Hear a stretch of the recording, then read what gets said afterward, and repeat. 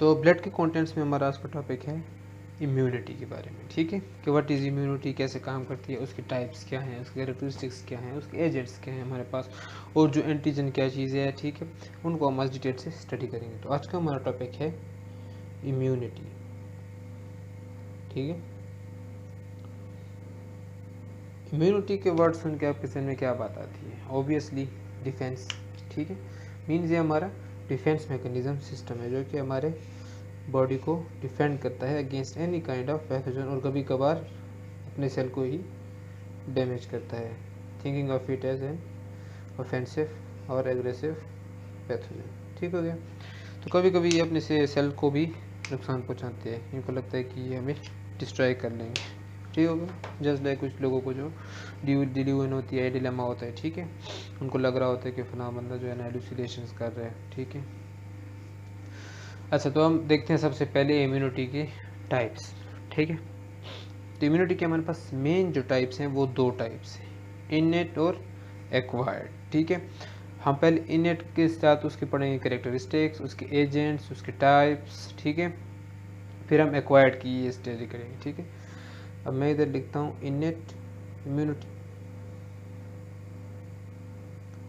और acquired immunity. सबसे पहले तो ये चीज़ होगी। अब जो इनेट इम्यूनिटी है, सबसे पहले हम इसके पढ़ते हैं, इन दोनों के पढ़ते हैं कैरेक्टरिस्टिक्स, ठीक है। अब इनेट क्या होती है? ये वो इम्यूनिटी होती है जो हमारे पास बाय बर्थ मौजूद होती है।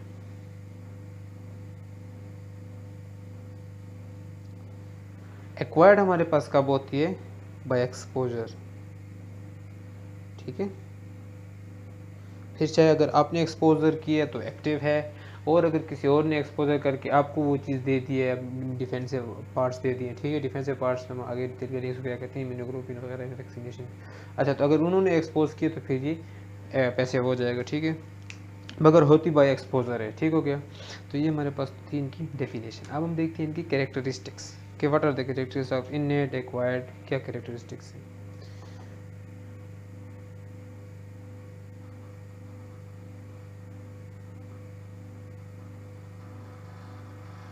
सिमिलरली इसकी भी कैरेक्टरिस्टिक्स।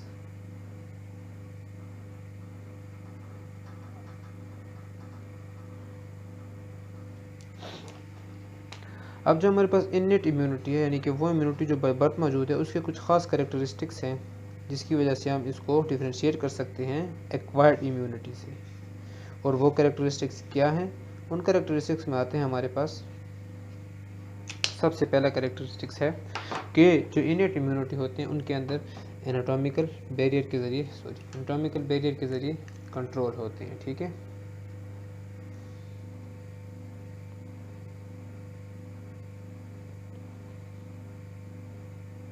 कुछ बैरियर्स होते हैं, ठीक है, जैसे एनाटॉमिकल बैरियर्स हो गए, फिजियो केमिकल बैरियर्स हो गया। मैं इनको एक्सप्लेन करता हूँ, पहले मैं लिख लूँ।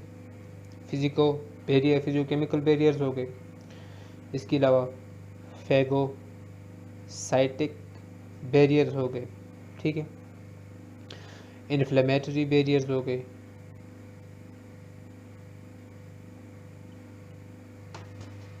दूसरी तरफ हमारे पास आते हैं एक्वायर्ड के। तो उसके कुछ कैरेक्टरिस्टिक्स हैं कि दिस इज, अच्छा, ये नॉन स्पेसिफिक भी होते हैं, ठीक है, ये स्पेसिफिक होते हैं, सबसे मेन चीज़ डिफरेंशिएशन। फिर ये क्या कहते हैं, self and non self recognition की एबिलिटी रखते हैं। इनको पता चलता है कि ये बॉडी का सेल है और ये बॉडी का सेल नहीं है। इनके पास होती है इम्यूनोलॉजिकल मेमोरी, जिसकी बुनियाद पर ये नए आने वाले पैथोजन को पुराने वाले पैथोजन से डिफ्रेंशिएट करते हैं, उसके मुताबिक ही उन पर हमला करते हैं या बॉडी को प्रोटेक्ट करते हैं। फिर इनके अंदर बहुत ज़्यादा डाइवर्सिटी होती है, ठीक है। तो ये थे कुछ कैरेक्टरिस्टिक्स एक्वायर्ड। मैं इनको एक्सप्लेन करता हूँ एक एक को, आपको इजीली समझ आ जाएगी। अब देखिए anatomical barrier, for example skin को ले लें, ठीक है। तो स्किन में हमारे पास डर्मिस, एपिडर्मिस लेयर मौजूद होती है, कोलेजन मौजूद होते हैं, ठीक है। तो वो कोलेजन के जरिए माइक्रो ऑर्गेनिज्म का पास करना मुश्किल होता है। तो ये हमारे पास एक किस्म के एनाटॉमिकल बैरियर आ गया। दूसरा आता है हमारे पास फिजियोकेमिकल बैरियर्स, ठीक है। Physiochemical barriers for example skin के ऊपर हमारे पास दो मेन केमिकल रिलीज होते हैं, कौन से, sweat glands and sebaceous glands, ठीक है। तो सीबेशियस ग्लैंड और स्वेट ग्लैंड जब रिलीज होंगे तो वो क्या करेंगे, बैक्टीरिया को मारने में हेल्पफुल होंगे हमारे पास। इसी के साथ साथ केमिकल एक और सेक्रेशन होती है, जैसे कि फॉर एग्जांपल हम कोई भी चीज़ खा लेते हैं, ठीक है, अगर वो पैथोजन से बनी है तो क्या होगा हमारे पास कि जो हमारा HCl है वो उसको किल कर देगा, ठीक है। तो वो भी केमिकल बैरियर में आ जाते हैं हमारे पास। इसी तरह आप देखें टीयर्स, ठीक है, तो टीयर्स भी हमारे पास केमिकल बैरियर में आ जाएंगे, क्यों, क्योंकि उनके अंदर जो सेलिन कंसनट्रेशन होती है वो क्या कर रही थी, बैक्टीरिया को सर्वाइव करने नहीं देती। इस तरह वैक्स देख लें हमारे पास, ठीक है, एयर के अंदर, ठीक है, तो वो भी केमिकल बैरियर है हमारे पास। नेक्स्ट आते हैं हमारे पास फैगोसाइटिक बैरियर। फैगोसाइटिक बैरियर में हमारे पास वो बैरियर जो कि फैगोसाइटोटिक जो हमारे पास कंपोनेंट्स होते हैं उनको कंसिस्ट करता होगा। फॉर एग्जाम्पल अगर आपने कुछ चीज़ इनहेल कर ली है, इनहेल करने के बाद लंग्स में हमारे पास फैगोसाइटिक सेल्स कौन से मौजूद होते हैं, एल्व्यूलर सेल्स, ठीक है, एल्व्यूलर मैक्रोफेजेस सेल, जो कि क्या करते हैं, बैक्टीरिया को खा लेते हैं। दूसरी तरफ हमारे पास स्किन पे कौन से मौजूद होते हैं, तो स्किन के हमारे पास फैगोसाइटिक डेंड्राइटिक सेल्स होते हैं, ठीक है, जो कि फैगोसाइटोसिस का प्रोसेस कवर करते रहते हैं। तो इस तरह से ये क्या करते हैं, किसी भी जो बाहर से आने वाले पैथोजन है उनको खा लेते हैं। दूसरी तरफ है इन्फ्लेमेटरी। तो इन्फ्लेमेटरी रिस्पॉन्स हमारे पास कहीं पे भी हो सकता है। फॉर एग्जांपल कहीं पे ब्लिस्टर आ गया, ठीक है, तो वहाँ पर आपने देखा होगा पस बन जाते हैं। तो पस क्या चीज़ है, pus is the combination of collection of dead bodies of white blood cells and pathogens and their living components, ठीक है, तो वो चीज़ बन जाती है, तो इन्फ्लेमेशन हो जाती है। दूसरा ये कि नॉन स्पेसिफिक, एक्वायर्ड है स्पेसिफिक। अब नॉन स्पेसिफिक को मैं इस तरह से एक्सप्लेन करने की कोशिश करूँगा कि देखें, फॉर एग्जांपल हमारे पास ये एक मुल्क है, ठीक है, अब मुल्क के अंदर हमारे पास एक बाउंड्री है, ठीक है, अगर उस बाउंड्री से हमारे पास कोई भी चीज़ एंटर होगी तो सबसे पहले उसका चेक एंड बैलेंस होगा, ठीक है, उसको पूरी तरह चेक किया जाएगा, उसको इसी तरह अलाउ नहीं किया जाएगा, फिर चाहे वो फ़ायदेमंद हो चाहे नुकसानदेह हो, उसको अलाउ नहीं किया जाएगा। एक प्रॉपर जगह है जहाँ से इसको अलाउ किया जाएगा, ठीक है। फॉर एग्जांपल जो गेट्स हो गए, फॉर एग्जांपल जहाँ पे एयरपोर्ट्स आप समझ लें, ठीक है, मगर उस बाउंड्री पे आपको एंटर नहीं होने दिया जाएगा। क्यों नहीं होने दिया जाएगा, कि ये नॉन स्पेसिफिक है, ठीक है, चाहे अच्छा है चाहे बुरा है, हम उसको अलाउ नहीं करेंगे। सिमिलरली चाहे अच्छे बुरे बायोकेमिकल्स हैं या बायोमोलिक्यूल्स हैं या इसके अलावा पैथोजेंस हैं, उनको ये किल करेंगे, अलाउ नहीं करेंगे, चाहे वो फ़ायदेमंद है चाहे नुकसानदेह है। स्पेसिफिक देखिए, फॉर एग्जांपल एक बंदा एंटर हो गया, लेट्स सपोज टेररिस्ट कंसिडर करते हैं, एक टेररिस्ट एंटर हो गया किसी मुल्क के अंदर, ठीक है, फॉर एग्जांपल वो एक शहर में घूम रहा है, तो क्या करेंगे, हम उस पूरे शहर को तबाह करेंगे, नहीं करेंगे। जिस तरह इसमें था, अगर बाउंड्री पे हमें पता चले कि 3-4 लोग आ गए हैं तो हम उनको सबको तबाह करेंगे, सबको करेंगे ना, हम ये तो नहीं देखेंगे कौन सा फ़ायदेमंद है, कौन सा नुकसानदेह, क्योंकि अगर वो फ़ायदेमंद होता तो वो असल तरीके से भी आ सकता था, है ना, मगर वो फ़ायदेमंद नहीं होगा, बॉडी को ऐसा ही लगेगा, ठीक है। इसी तरह जो स्पेसिफिक है हमारे पास, ठीक है, अब वो पूरे शहर में तो बम नहीं ब्लास्ट कर सकते, तो हम उस बंदे को ढूंढेंगे, और उस बंदे को ढूंढने के लिए हमें क्या चाहिए होगा, उसका स्ट्रक्चर चाहिए होगा, उसकी फेस जो रिकॉग्निशन है वो चाहिए होगी, फेशियल रिकॉग्निशन चाहिए होगी या फिंगरप्रिंट्स चाहिए होंगे, जिसको हम इम्यूनिटी की ज़बान में क्या बोलते हैं, एंटीजन्स, रिसेप्टर्स, ठीक है, तो उससे हम उसको पहचानते हैं। तो ये इस तरह से स्पेसिफिक होता है। उम्मीद है अब आपको ये याद रहेगा, ठीक है। दूसरा self non self recognition, mean इनको पता होता है कि ये हमारी बॉडी के सेल हैं और ये बाहर के सेल हैं, ठीक हो गया, हाँ, जब तक नॉर्मल कंडीशन चल रही है, ठीक हो गया। फिर आती है इम्यूनोलॉजिकल मेमोरी, इनके पास मेमोरी होती है कि फॉर एग्जांपल एक फ़ोटो इनके पास आई थी कि ये दहशतगर्द है, ठीक है, अब उनके पास वो सारी उम्र मौजूद रहेगी, ठीक है। अब अगर उस फेस में आता है दूसरा बंदा तो पहले हम तहकीक करेंगे कि ये आया हमारे उससे मैच करता है या मैच नहीं करता है, ठीक हो गया। फिर आती है हमारे पास इसकी डाइवर्सिटी, की ये बहुत ही ज़्यादा डाइवर्स होता है क्योंकि हर एक का रिस्पॉन्स अलग होता है, ठीक है। ये थे हमारे पास इनेट और एक्वायर्ड के करेक्टरिस्टिक्स। नेक्स्ट टॉपिक आता है हमारे पास इन दोनों के एजेंट्स, ठीक हो गया, एजेंट्स।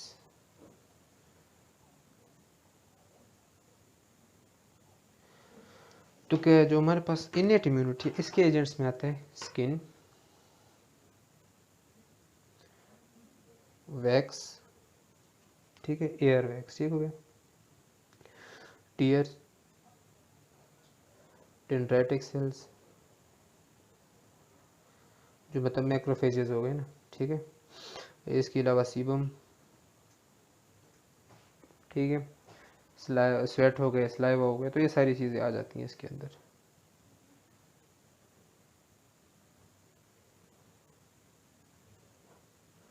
और WBCs अदर देन लिम्फोसाइट्स, और इसके अंदर सिर्फ और सिर्फ लिम्फोसाइट्स आएंगे, ठीक है। lymphocytes not because they contain lymphocytes but because they originated from lymphoid tissues, ठीक है, उस वजह से कहते हैं, जैसे कि थाइमस से बनते हैं, बोन मैरो से बनते हैं। वो हम आगे डिस्कस करेंगे, किस टाइप्स डिस्कस करेंगे, फिर उनके सब टाइप्स डिस्कस करेंगे। बी लिम्फोसाइट, टी लिम्फोसाइट, ठीक है, हेल्पर हो गया, सप्रेसर हो गया, मेमोरी हो गया, साइटोटॉक्सिक हो गया, तो वो हम डिटेल से स्टडी करेंगे। और नेक्स्ट एजेंट्स के बाद आते हैं इनकी टाइप्स, ठीक है, टाइप्स। अब इसकी जो हमारे पास है मेन 3 टाइप्स होती है, ठीक है, इननेट इम्यूनिटी की। कौन कौन सी होती है आइए स्टडी करते हैं। सबसे पहली टाइप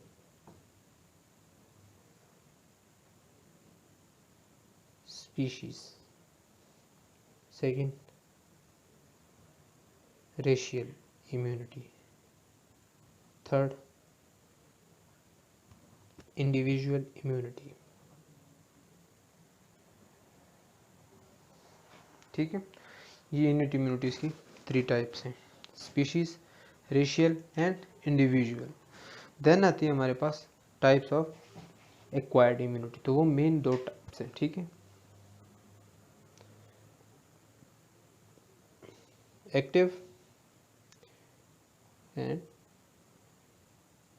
पैसिव। फिर उनके भी फर्दर 2 टाइप्स हैं, इधर लिख लेता हूँ, आर्टिफिशियल और नेचुरल।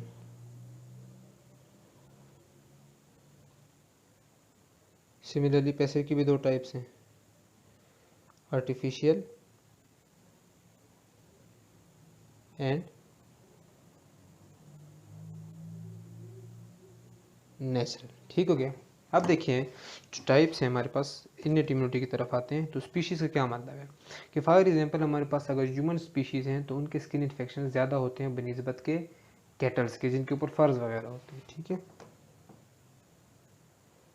ह्यूमन स्किन इन्फेक्शन ज़्यादा होते हैं, ठीक है, as compare to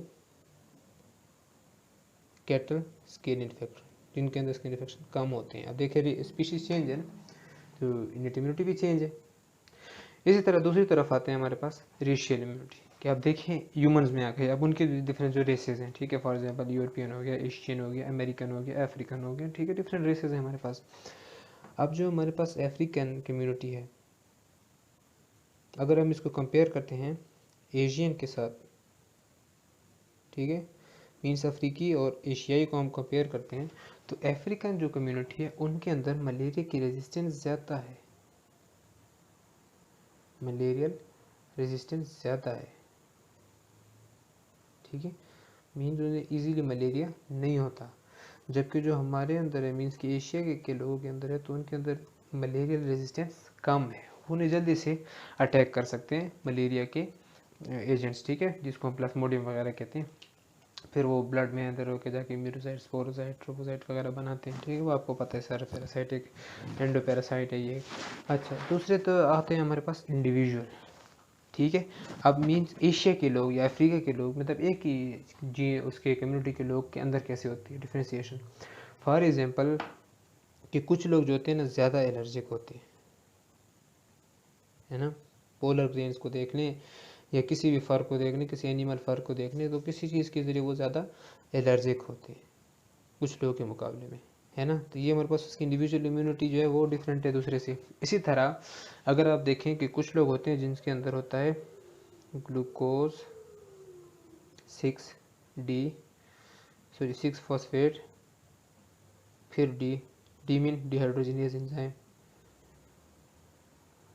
dehydrogenase enzyme अगर कम होता है उनमें, तो वो मलेरिया उनको लेस होता है, ठीक है, उनके अंदर मलेरिया रेजिस्टेंस ज़्यादा होती है। कैसे ज़्यादा होती है,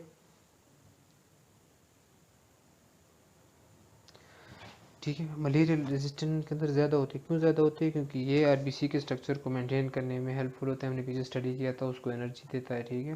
तो ये स्ट्रक्चर उसके ऑक्सीडेशन इंडक्शन के प्रोसेस के अंदर काम आता है। अगर आपको याद है पीछे हमने हेमोग्लोबिन की भी टाइप्स पढ़ी थी, तो उधर भी ये यूज़ हो रहा था, ठीक है, मेट हेमोग्लोबिन वगैरह में, अगर आपको याद हो, ठीक है। तो वहाँ से देखिए अगर हमारे पास ये कम होगा तो आरबीसी ज़्यादा सर्वाइव नहीं कर पाएगा। जब आरबीसी ज़्यादा सर्वाइव नहीं कर पाएगा तो वो आरबीसी मलेरिया के प्लास्मोडियम को कैरी भी नहीं कर पाएगा, तो वो उसके अंदर मलेरिया की रेजिस्टेंस ज़्यादा होगी। ठीक है, दूसरी तरफ देखिए हमारे पास जो है एक्वायर्ड, तो एक्वायर्ड की दो टाइप्स हैं, एक्टिव और पैसिव। ठीक है, एक्टिव मीन्स कि आप खुद उसके एक्सपोज होते हैं। ठीक है, आपने एक्सपोजर किया और आपको जो है ना वो चीज़ आपके पास आ गई।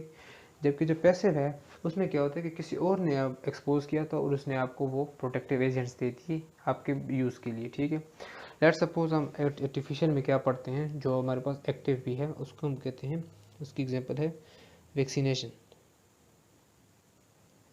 ठीक है, इसमें क्या होता है वैक्सीनेशन में, देखें आपकी बॉडी के अंदर एक पैथोजन इंट्रोड्यूस किया जाता है। ठीक है, या तो उसे डेड किया जाता है एटेन्यूएटेड, या तो उसका कुछ टॉक्सिन लिया जाता है वो इंट्रोड्यूस किया जाता है, तो उसका कुछ आरएनए का पार्ट रिलीज किया जाता है। ठीक है, तो वैक्सीनेशन की बहुत टाइप्स है। ठीक है, आरएनए वैक्सीन होती है, टॉक्साइड वैक्सीन होती है, डेड एटेन्यूएटेड होती है, किल्ड वैक्सीन। तो ये कोई भी वैक्सीन आपकी बॉडी में इंट्रोड्यूस करा देते हैं। अब वो इफेक्टिव तो नहीं है मगर वो आपके इम्यून सिस्टम को रिस्पॉन्स कराएगा ना, क्योंकि उसके अंदर रिसेप्टर्स तो मौजूद होंगे, तो आपका इम्यून सिस्टम एक्टिव हो जाएगा। क्यों एक्टिव हो जाएगा, क्योंकि आपने वो पैथोजन लिया है बॉडी के अंदर। ठीक हो गया, अब उससे क्या होगा कि आपकी बॉडी इसके खिलाफ क्या बनाएगी, एंटीबॉडीज़ वगैरह बनाएंगी। ठीक हो गया, तो इस तरह से हमारे पास आर्टिफिशियल वैक्सीनेशन वर्क करती है। ठीक हो गया, तो एक्टिव आर्टिफिशियल एक्वायर्ड इम्यूनिटी में क्या आता है हमारे पास, वैक्सीनेशन मीन्स कि आपने खुद ही एक्सपोजर किया। नेचुरली क्या होता है, इन्फेक्शन, कि आप बहुत सारे जो इन्फेक्शन है वो उनका सामना करते हो, उनके एक्सपोज होते हो, तो आपके बॉडी के अंदर इम्यूनिटी बनती जाती है। ठीक हो गया, तो ये क्या हो गया हमारे पास एक्वायर्ड एक्टिव नेचुरल इम्यूनिटी। ठीक है, कि नेचुरली आपके पास आ गया, आपने कहीं और से कोई भी चीज़ नहीं ली, बल्कि पैथोजन ने खुद ही आप पे अटैक किया। ठीक है, उसमें तो आप पैथोजन खुद ले रहे थे ना, मगर पैथोजन भी आपने अपने लिए कमज़ोर बनाया हुआ था। ठीक है, ताकि आप उस पर आपका इम्यून सिस्टम उस पर प्रैक्टिस कर सके एक तरह से। ठीक हो गया, तो उस वजह से इसको हम क्या कहते हैं, एक्टिव नेचुरल एक्वायर्ड इम्यूनिटी। अब पैसिव क्या होता है, पैसिव किसी और ने एक्सपोज किया। फॉर एग्जांपल अब एक मैंने आपको दिया है वैक्सीनेशन, मैंने आपको दी है, या आपने नेचुरली आपके पास कोई इन्फेक्शन हो गया। ठीक है, आपकी बॉडी में, आपकी बॉडी ने उसके खिलाफ क्या चीज़ें बना दी, इम्यून एंटीबॉडीज़ बना दी, इम्यूनोग्लोबिन्स बना दिए। ठीक है, उसको किल कर दिया। अब मैंने आपसे इम्यूनोग्लोबिन्स ले लिए और किसी और बॉडी में डाल दिए। ठीक है, ताकि उसको पहले से मीन्स कि जो ही अटैक हो तो उसके पास वो एजेंट्स मौजूद हों जिन्होंने आपकी बॉडी में ऑलरेडी इनको ख़त्म कर दिया था पैथोजन को, तो वो वहाँ पर भी सेम काम करेंगे। ठीक है, तो इस तरह से हम इसको क्या कहते हैं, इम्यूनोग्लोबिन ट्रांसफ़र। तो ये इस तरह से वर्क करते हैं हमारे पास। ठीक है, कि पैसिव आर्टिफिशियल एक्वायर्ड में क्या आते हैं, इम्यूनोग्लोबिन ट्रांसफ़र। दूसरी तरह हमारे पास पैसिव नेचुरल में क्या आता है हमारे पास, अब देखिए नेचुरली भी है और पैसिव भी है। इसकी एग्जांपल है मदर मिल्क। अब कैसे देखें, जो मदर है उन्होंने तो बहुत सारी डिसीजेज जो है उनका सामना किया होगा, उनके खिलाफ एक्शन भी किया होगा, इम्यून रिस्पांस भी दिया होगा, तो उन इम्यून रिस्पांस के ज़रिए जो बनने वाले जो हमारे पास एजेंट्स होंगे, जो मुहाफिज होंगे, वो क्या हो जाएंगे, वो मिल्क के थ्रू किस चीज़ में आ जाएंगे, बेबी में।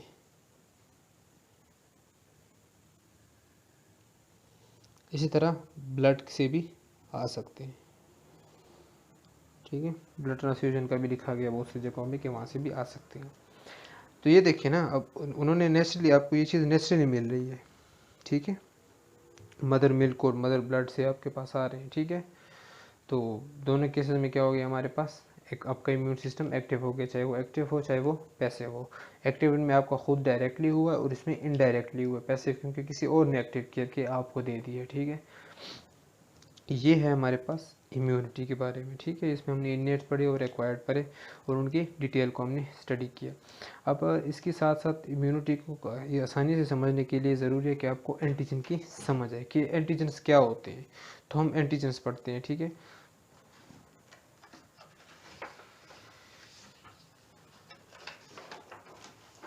जो नॉन स्पेसिफिक है ना, मीन्स कि इनेट है, वो किसी भी पैथोजन से एक्टिव हो जाएगा, मगर जो हमारे पास एक्वायर्ड है वो सिर्फ एंटीजन से होगा एक्टिव। अब देखते हैं कि एंटीजन क्या चीज़ है, नाम सुना सुना लगता है antigen.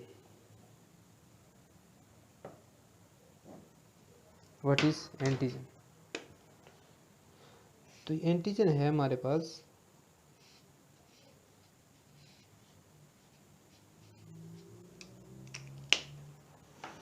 Specific substance. Specific substance वो ख़ास चीज़ जो कि इम्यून रिस्पॉन्स को एक्टिव कराती है।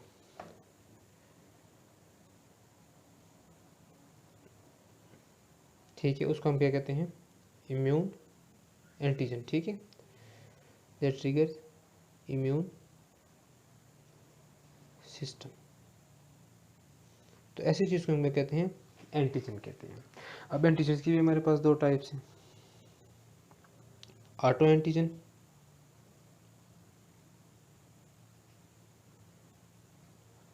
ठीक है, और फॉरेन एंटीजन।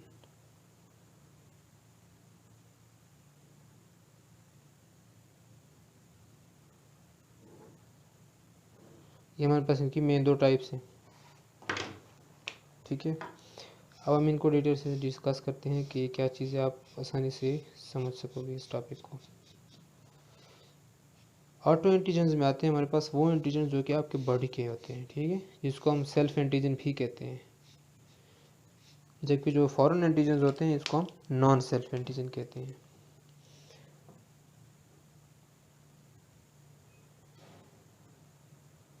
जबकि ये क्या होते हैं हमारे पास, नॉन सेल्फ एंटीजन होते हैं। ठीक है, इसकी जो हमारे पास इम्यून रिस्पॉन्स की टाइप्स है, ठीक है,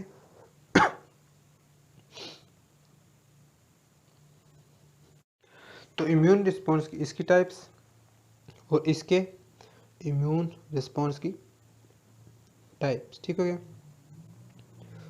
इनको हम डिस्कस करते हैं यहाँ पे।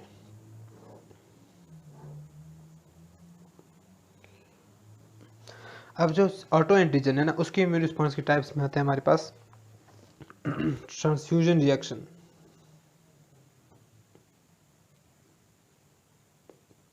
Transfusion reaction. दूसरी तरफ आता है इसके हमारे पास एक और टाइप, जिसको हम क्या कहते हैं, ऑटो इम्यून रिएक्शन या रिस्पॉन्स, जिसको हम ऑटो इन्फ्लेमेशन भी कहते हैं। ठीक है, जबकि जो हमारे पास फॉरेन एंटीजन है उसके इम्यून रिस्पॉन्स के टाइप्स में आते हैं हमारे पास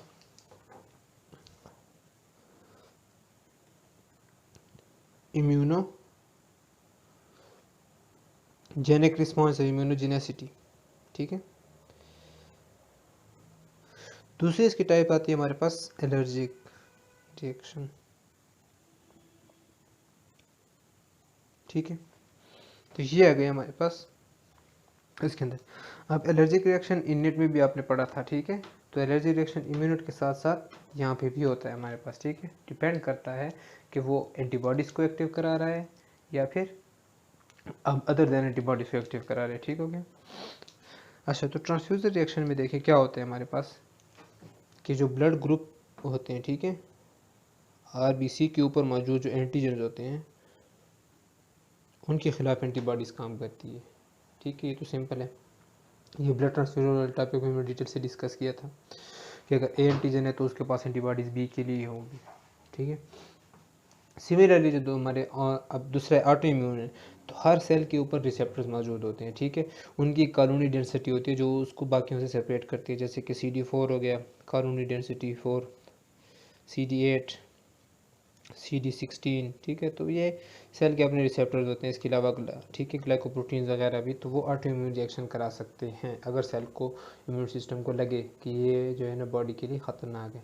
इसी तरह ऑटो इम्यून रिएक्शन अक्सर डोनर में भी होता है। ठीक है, जब हम डोनर ट्रांसप्लांट करते हैं ना, तो वहाँ HLA हमने देखा जाता है, ह्यूमन ल्यूकोसाइट एंटीजन। ठीक है, तो वो देखना ज़रूरी है।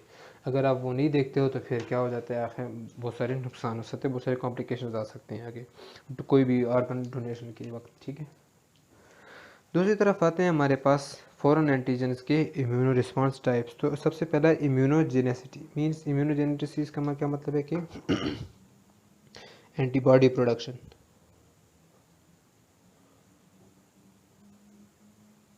ठीक है, और एलर्जिक रिएक्शन क्या होगा हमारे पास, सेल मेडिएटेड एलर्जी। सिंपल है, दोनों एंटीबॉडीज प्रोड्यूस होंगी अगर किसी एंटीजन के खिलाफ, तो इसको हम क्या कहेंगे, इम्यूनोजेनिक रिएक्शन। और अगर एलर्जिक रिएक्शन होगा सिर्फ, तो सेल मेडिएटेड। ठीक है, सेल मेडिएटेड कौन करता है, टी लिम्फोसाइट्स, और एंटीबॉडी कौन करता है, बी लिम्फोसाइट्स। सिंपल है, बी लिम्फोसाइट्स और टी लिम्फोसाइट्स। दूसरी तरफ हम इनके एग्जांपल्स देखते हैं कि ऑटो एंटीजन में क्या आते हैं हमारे पास।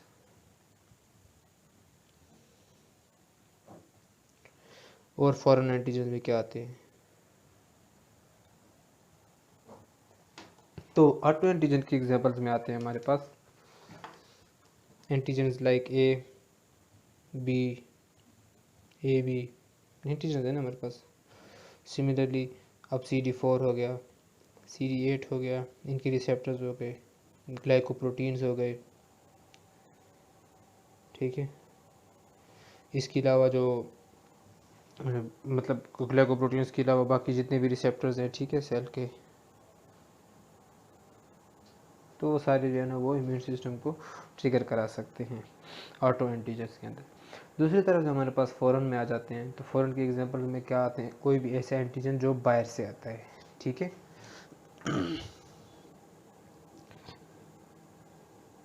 अब बाहर से क्या आता है, लेट सपोज पैथोजन आया, ठीक है, उसके पास क्या अटैच था, उसके सेल मेम्ब्रेन के पास अटैच था एक रिसेप्टर, ठीक है। उस रिसेप्टर को डिटेक्ट किया गया तो क्या हो गया, इम्यून रिस्पॉन्स हो गया, ठीक है।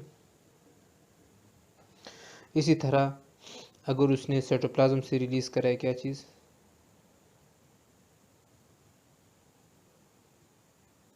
टॉक्सिन्स, तो उसने क्या कर दिया, इम्यून रिस्पॉन्स को ट्रिगर करा दिया, रिलीज करा दिया, ठीक है।